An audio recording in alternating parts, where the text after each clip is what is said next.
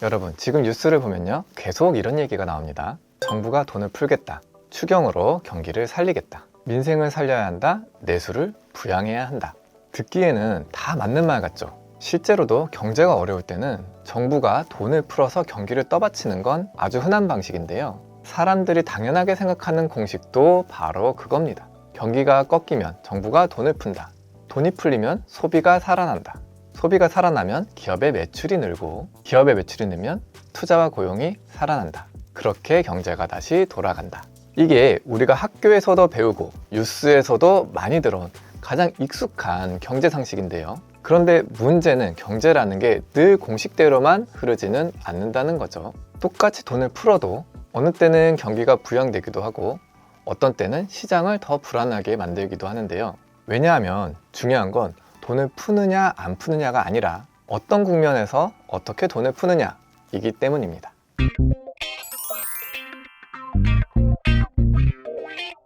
지금 한국 경제를 보면서 가장 먼저 짚어야 하는 것이 바로 이 부분이죠.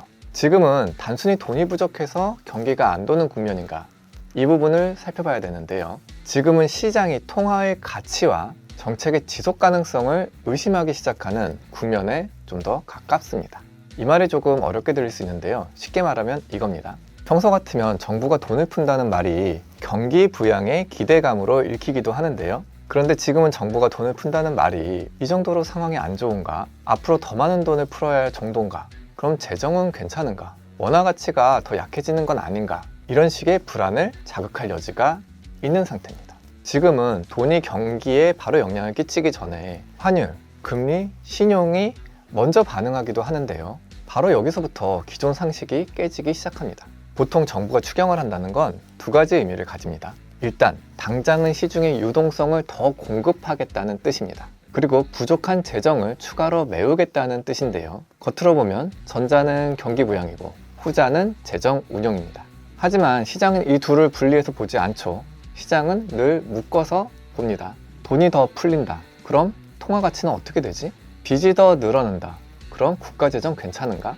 이 나라가 단기 부양을 위해서 장기 신뢰를 깎아먹는 건 아닌가? 시장은 이 질문을 동시에 던집니다. 그래서 어떤 나라에서는 추경 발표나 적극적인 재정 운영이 주가 상승으로 이어지기도 하고요, 어떤 나라에서는 오히려 환율 급등과 국채금리 상승으로 이어지기도 합니다. 왜냐하면 시장은 숫자보다 맥락을 보기 때문인데요, 같은 10조 원을 풀어도 성장 기대가 높고 물가가 안정적이며 통화가 강한 나라에서는요, 부양책으로 해석될 수 있습니다. 반면 물가가 불안하고 환율이 흔들리고 해외 의존도가 높고 재정 여력이 의심받는 나라에서는요, 경고 신호로도 해석될 수 있기 때문인데요, 한국 경제는 어느 쪽에 더 가까울까요? 바로 이 질문을 해야 합니다. 한국은 구조적으로 수출 의존도가 높고 에너지와 원자재 대부분을 수입합니다. 무슨 뜻이냐면 환율이 흔들리면 그 충격이 아주 빠르게 국내 물가와 기업 비용으로 전이된다는 뜻입니다. 예를 들어 어떤 내수 중심 국가에서는 환율이 조금 올라가도 충격은 제한적일 수 있는데요, 하지만 한국은 다르죠. 원유도 수입하고 가스도 수입하고 각종 산업 원재료도 수입합니다. 환율이 올라가는 순간 기업의 원가 부담이 커지고요, 그 부담은 결국 소비자 가격으로 전가될 수밖에 없습니다. 결국 한국에서 환율은요, 단순히 외환시장의 숫자가 아니라 실물 경제 전반을 흔드는 핵심 변수입니다. 그런데 지금 추경안이 통과됐다는 건 결국 원화를 더 푼다는 뜻이고, 원화를 더 푼다는 건 상대적으로 원화의 희소성이 더 떨어진다는 뜻이죠. 돈도 상품과 같습니다. 많아지면 가치가 내려가는 거죠. 물론 현실 경제는 그렇게 단순한 수학처럼 움직이지만은 않습니다. 중앙은행의 정책, 세계 달러의 흐름, 미국의 금리, 그리고 지정학적 변수까지, 거기에 외국인의 수급, 무역 수지 등 수많은 변수가 섞여서 작용을 하죠. 하지만 큰 방향성을 놓고 보면요, 시장에 원화가 더 많이 풀리는 상황은 원화 강세보다는 원화 약세 쪽으로 압력을 키우기 쉽게 마련입니다. 여기서 많은 분들이 이렇게 말하죠.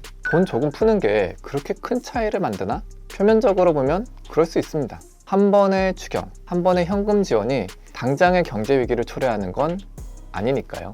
문제는 돈 자체보다 시장에 어떤 신호를 보내는가. 시장이라는 건 현재만 보는 게 아니라 미래를 선반영하는 특징이 있는데요, 지금 돈을 푼다는 건 앞으로도 추가 부양 가능성이 있다는 신호가 될 수도 있고요, 재정 기조가 더 느슨해질 수 있다는 신호가 될 수도 있습니다. 통화 가치의 방어보다 경기 부양을 우선하겠다라는 선택적 신호로 읽힐 수도 있는 겁니다. 이게 왜 중요하냐면 외국인 투자자들은 한국 경제를 한국 사람의 입장에서 보지 않기 때문입니다. 국내 투자자는 정책을 보고 나라가 경기를 살리려고 하나 보다 라고 생각할 수 있습니다. 하지만 해외 자금은 철저하게 수익과 리스크를 따지면서 냉정하게 움직이죠. 그들은 먼저 환율을 보고 금리를 보고 재정 건전성을 보고 그 다음에 주식과 채권의 흐름을 보는 거죠. 국내 여론이 어떻든 정치적으로 어떤 명분이 있든 외국인 자금은 그 수익과 리스크만을 관심 있게 보는 거죠. 예를 들어 한국 주식에서 7%의 수익이 나도 환율에서 10%의 손해를 보면 외국인 입장에서는 결국 손실입니다. 이게 외국인이 보는 방향의 핵심인 거죠. 우리는 종종 코스피가 얼마나 올랐는지만 보고 있지만 외국인은 원화 자산을 들고 있는 사람들입니다. 이 사람들에게는 주가의 수익과 환차손이 늘 같이 계산됩니다. 그러니까 추경이 단순히 내수부양책에서 끝나는 게 아니라 원화의 약세로 해석이 되는 순간 외국인은 주식의 수익보다 환율의 손실을 더 크게 보기 시작할 수도 있다는 겁니다. 그때부터 시장 분위기가 달라질 수도 있는 거고요. 주가가 떨어져서 파는 게 아니라 환율이 무서워서 파는 흐름이 생길 수 있다는 겁니다. 이게 훨씬 위험한 거죠. 왜냐하면 주가가 빠지면 언젠가 싸다고 생각해서 다시 사는 자금이 들어올 수 있지만 환율이라는 가격의 신뢰가 깨지면 회복이 느리기 때문입니다. 가격은 복구돼도 신뢰는 복구하기가 어렵습니다. 이 지점에서 중요한 게 또 하나 있습니다. 정책은 숫자만으로 평가되지는 않는다는 거죠. 예를 들어서 정부가 추경 10조, 15조, 20조를 얘기한다고 해볼게요. 이 숫자만 놓고 보면 크다고 할 수도 있고 작다고 할 수도 있습니다. 하지만 시장은 그 돈이 어디에 쓰이는지, 얼마나 일회성인지, 구조개혁까지 이루어지는지, 세입 기반 없이 지출만 늘어나는 건 아닌지, 그리고 향후에 또 추경 가능성이 있는지까지를 보게 됩니다. 즉 시장은 추경의 규모보다요, 추경의 질을 보는 거죠. 만약 돈이 생산성 향상, 산업 경쟁력 강화, 공급망의 안정, 기술 투자, 장기 성장 기반 구축 같은 방향으로 쓰인다면 미래 성장 기대를 자극할 수 있을 겁니다. 그런데 단기적인 현금성 이전 지출 비용이 높고 그 효과가 일시적인 소비 진작에 그치고 만다면 시장은 달리 해석할 수도 있는 거죠. 지금 어려우니까 돈으로 시간을 사는구나, 이렇게 해석이 붙는 정책은요, 호재라고 해석되기보다는 방어적 대응을 하고 있구나 라고 해석될 수도 있게 됩니다. 바로 여기서 현금 지급의 유용성이 문제되는 겁니다. 현금 지급은 체감이 상당히 빠르죠. 사람들이 바로 느낍니다. 정치적 메시지도 아주 쉽게 전달되죠. 단기적인 효과를 주는 데는 유용하지만 경제 전체 구조를 바꾸는 힘은 제한적일 수밖에 없습니다. 한번 지급된 현금은 잠깐의 소비를 자극할 수는 있어도 생산성 자체를 올려주는지는 의문이 남는데요. 공급 능력을 개선해주지 않고 수출 생산력을 직접적으로 높여주는 것도 아닙니다. 고질적인 부채 문제를 해결하는 데도 부족하죠. 시중의 유동성만 더 얻는 효과가 생기는 건데요. 이때 물가가 안정돼 있고 환율이 견고하다면 그 충격은 시장의 긍정적인 반응을 잠시 이끌고 충격은 흡수될 수 있을 겁니다. 하지만 환율이 이미 예민하다면, 그리고 시장이 대외 변수에 민감한 상태라면 이야기가 달라질 수 있는 거죠. 돈이 풀릴 때 시장은 이 돈이 어디로 갈까를 봅니다. 그 돈이 생산으로 가면 더 좋겠죠. 투자로 가면 더 좋은 거고요. 그런데 불안한 시기에는 돈이 투자나 생산성 향상보다도 안전자산 선호, 외화 선호, 가격 방어 심리로 먼저 움직일 수 있는데요. 쉽게 말하면 사람과 시장이 돈을 받아도 이걸 써야지가 아니라 이걸 지켜야지로 움직일 수 있다는 거죠. 그렇게 되면 돈을 풀었는데도 경기가 살아나지 않습니다. 소비 승수 효과가 약해지고 기대했던 성장 효과는 제한될 수 있습니다. 반면 원화 약세의 압력과 물가의 부담이 남게 됩니다. 즉, 같은 정책이어도 좋은 효과는 작고 나쁜 부작용은 커지는 구조가 생길 수 있다는 겁니다. 이게 바로 지금 같은 시기에 추경이 위험할 수도 있는 이유기도 하죠. 많은 사람들이 경제 위기를 이야기할 때 주가 폭락부터 떠올립니다. 하지만요, 실제는 그 전에 이미 훨씬 더 조용하게 무서운 변화가 조용히 시작되고 있습니다. 바로 국채 시장인데요. 정부가 돈을 더 쓰려면 결국 더 돈을 조달해야 되겠죠. 적자가 늘어나면 국채 발행 부담도 커질 수밖에 없습니다. 국채는요, 국가의 약속입니다. 나중에 돈을 갚겠다는 거죠. 그런데 시장이 보기에 나라 살림이 빠듯해지고 앞으로 복지 부담과 또 고령화 위험까지 커지고 성장률이 예전 같지 않다면 그 약속의 가격은 달라지는데요. 그 결과 국채 금리가 올라갈 수 있습니다. 국채 금리가 오른다는 건 결국 정부가 돈을 빌리는 비용이 올라간다는 뜻이고요. 동시에 시장이 그 나라의 국채를 사주는 대신에 대가를 바라는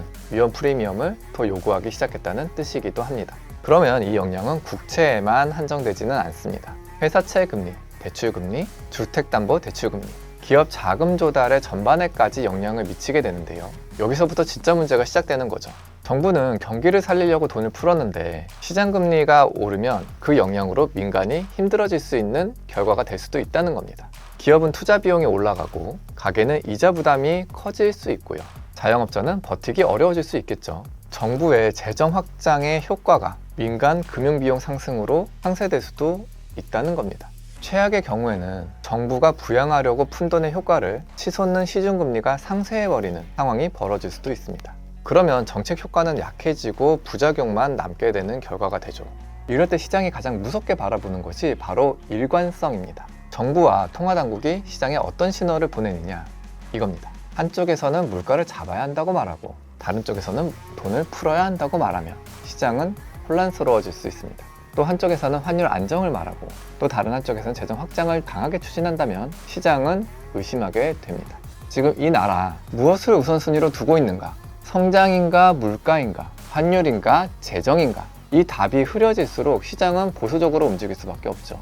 경제는 숫자만큼이나 정책에 대한 신뢰로 굴러가죠. 시장이 이 정부는 끝까지 물가와 환율을 관리할 것이다 라고 믿으면 충격이 제한적이 될 것이고요. 하지만 정치적 필요성에 따라서 돈을 계속 푸는 쪽으로 기울 수 있다, 이런 우려가 들면 작은 정책 하나에도 더 민감하게 반응할 수 있는 겁니다. 그리고 또 환율이 한번 흔들리기 시작하면 그 충격은 우리가 체감하기 전에도 이미 빠르게 번져나갑니다. 처음에 외환시장은 숫자로만 보이겠죠. 그 다음엔 수입업체의 원가 상승으로 다가옵니다. 그 다음엔 정유, 화학, 항공, 그리고 물류, 제조업 비용의 증가로 이어지는 거죠. 그리고 그것들이 결국에는 생활물가, 식품 가격, 공산품 가격, 교통비, 전기요금의 압력으로 이어지는데요. 여기서 가장 고통스러운 건 역시 서민과 중산층입니다. 자산이 많은 사람은 일부를 달러로 옮기거나 해외 자산으로 옮길 수 있습니다. 하지만 대부분의 가게는 그렇게 움직이지 못합니다. 그냥 오른 물가를 그대로 버텨야만 하죠. 임금은 천천히 오르는데 생활물가는 빠르게 오르고 대출금리는 쉽게 내려가지 않으면서 주식시장까지 불안하다면 체감 경기는 숫자보다 더 나빠지게 됩니다. 그리고 돈을 풀겠다는 정책이 과연 누구를 위한 정책인지 다시 돌아보게 되는 순간이 오죠. 처음에는 민생 지원처럼 보이지만 결과적으로 통화 가치가 내려가면서 물가가 오르고 금융시장이 불안해지는 것을 우리는 주의해야 합니다. 가장 약한 계층이 가장 크게 타격을 받게 될 것이기 때문이죠. 이게 정책의 역설입니다. 좋은 의도로 시작했지만 결과가 정반대로 나올 수도 있기 때문이죠.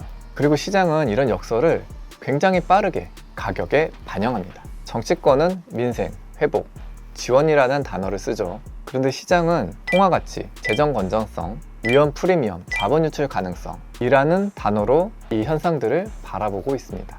두 언어들이 충돌할 때 보통 시장은 냉정한 쪽으로 바라보고 나아가죠. 그래서 우리가 지금 봐야 할 거는요, 단순히 돈을 풀었냐 마냐, 그러면 단순한 문제가 아닙니다. 그 돈이 어떤 시점에 어떤 방식으로 어떤 신호와 함께 풀리느냐입니다. 그리고 그 결과 시장이 드디어 경기를 살리겠구나 라고 받아들이는지, 아니면 상황이 생각보다 안 좋구나 라고 받아들이는지가 중요합니다. 경제 위기는 대개 한 번에 찾아오지 않습니다. 처음에는 설명 가능한 수준의 작은 신호로 찾아오는데요. 환율이 조금씩 오릅니다. 국채금리가 조금씩 뜁니다. 외국인이 조금씩 팔죠. 정부는 별일 아니라고 합니다. 시장도 처음에는 버텨냅니다. 하지만 그 신호들이 쌓이면 어느 순간 하나의 이야기로 연결이 됩니다. 그때부터 시장이 아주 빠르게 움직이는 거죠. 지금 추경과 현금 지급 위주의 정책을 우리가 한번 자세히 바라봐야 하는 이유이기도 합니다. 지금 문제는 돈을 푸는 거 그 자체가 문제는 아닙니다. 그 행위가 더 큰 불안의 스위치를 건드릴 수 있는 우리의 국제적, 국내적 환경이 문제인 겁니다. 그리고 한번 그 스위치가 눌리면 환율, 금리, 증시, 채권, 물가, 투자까지 서로 영향을 주고받으면서 훨씬 큰 파장을 만들어낼 수 있다는 거죠.